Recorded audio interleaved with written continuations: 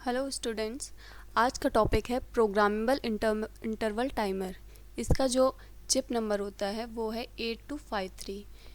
8253 का प्रयोग निम्न कार्यों के लिए किया जाता है, जैसे complex waveform generator, square waveform generator, digital one shot and real time clock.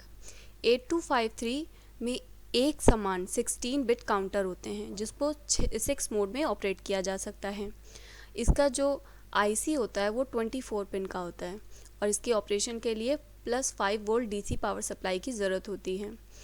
और इसको जब काउंटर की तरह से यूज़ करते हैं तो पहले 16 बिट काउंट लोड कर दिया जाता है और इसके बाद कमांड देने पर वो हर एक काउंट में एक एक कम होता रहता है और जब 0 पर आ जाता है तब एक पल्स जनरेट होती है जिसे माइक्रो प्रोसेसर को इंटरप्ट करने के लिए यूज़ किया जा सकता है।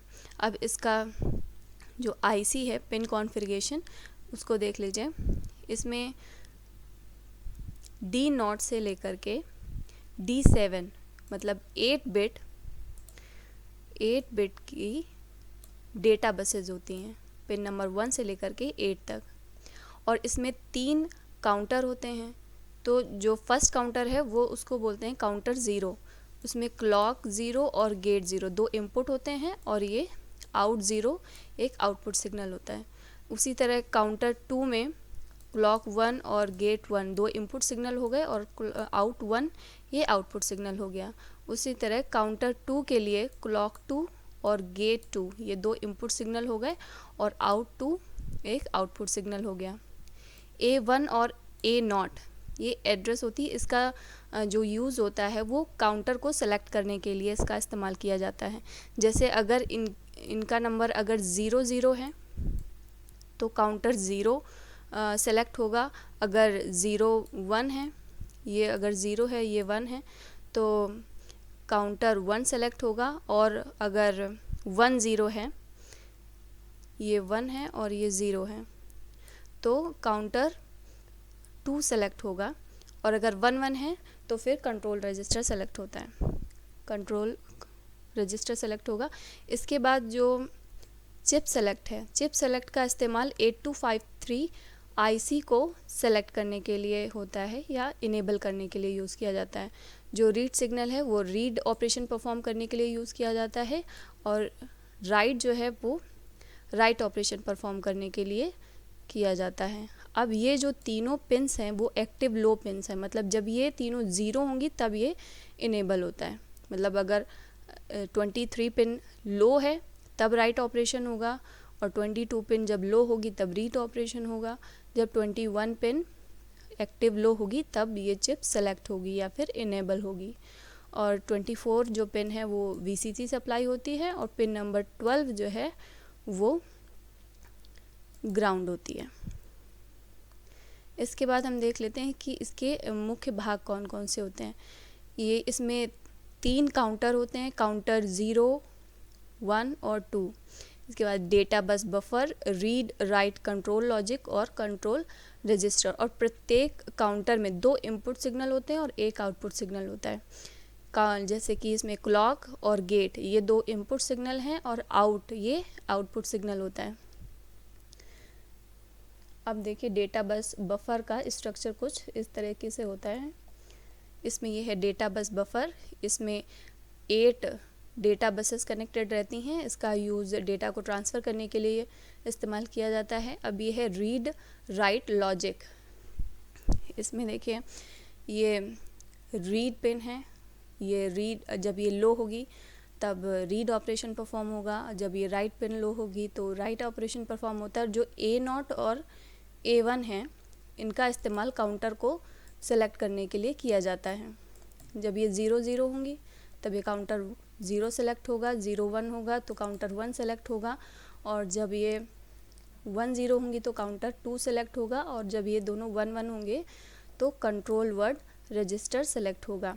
और जो CS है चिप सेलेक्ट, जब ये एक्टिव लो होगा तब ये जो पिन है मतलब ये 8253 ये जो चिप है ये सेलेक्ट होती है या इनेबल होती है।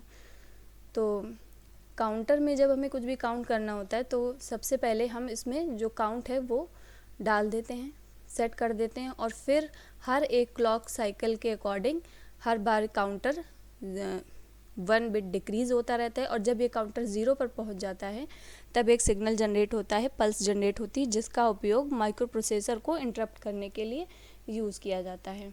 उसी तरह काउंटर 1 और काउंटर 2 के लिए होता है। इसमें क्लॉक और गेट ये इनपुट सिग्नल हैं और आउट जो है वो आउटपुट सिग्नल है। मतलब हम गेट पर इनपुट सिग्नल देते हैं और हर बार एक क्लॉक सिग्नल जनरेट होती है, वो दिया जाता है, ये भी एक इनपुट सिग्नल होगा और इसका जो भी आउटपुट होगा वो हमको यहाँ पर मिलता है आउट पर। उसी तरह से काउंटर 1 और काउंटर 2 के लिए होता है। इसके बाद control word register. Control word register तब सेलेक्ट होगा जब A0 और A1 दोनों 1-1 होती हैं। और जो ये कंट्रोल रजिस्टर होता है, कंट्रोल वर्ड रजिस्टर सिलेक्शन के लिए एड्रेस लाइन A1 और A0 दोनों लॉजिक 1 पर होती हैं। कंट्रोल रजिस्टर में कमांड वर्ड लिखा जाता है जिसके द्वारा काउंटर का सिलेक्शन, रीड राइट ऑपरेशन तथा मोड निर्धारण किया जाता है। अब इसके बारे में हम देख लेते हैं थोड़ा सा। अब इसमें देखिए मोड्स ऑफ ऑपरेशन फॉर 8253, इसमें टोटल 6 मोड होते हैं, इसमें एक लिखानी है। मोड 5 भी होता है। मोड 0 जो होता है वो interrupt on terminal count. Mode 1 programmable 1 shot. Mode 2 rate generator and mode 3 square wave generator. Mode 4 software triggered strobe और मोड 5 भी होता है। इसके बाद देखिए कंट्रोल वर्ड फॉर्मेट, ये एक 8 बिट का रजिस्टर होता है जिसमें जो BCD है D0 बताता है कि इसमें जो है वो BCD है या फिर बाइनरी है। अगर BCD ये बिट 0 है तो ये बताता है कि बाइनरी काउंटर है जो कि 16 बिट का होगा। अगर ये D0 बिट 1 है तो इसका मतलब होता है कि बाइनरी कोडेड डेसिमल, और इसमें जो काउंटर होगा वो 4 डिकेट का होगा। इसके बाद हम देखते हैं D1, D2, D3, मतलब M0, M1, M2, इनका काम होता है मोड को सेलेक्ट करना। मतलब जो बिट D1 है, D2 है, D3 है, इनके द्वारा हम मोड को सेलेक्ट करते हैं कि ये जो हमारी डिवाइस है वो किस मोड पर ऑपरेट करेगी। अगर M2 0 है, M1 0 है, M0 भी 0 है, तब जो ऑपरेशन होगा वो मोड 0 पर होगा।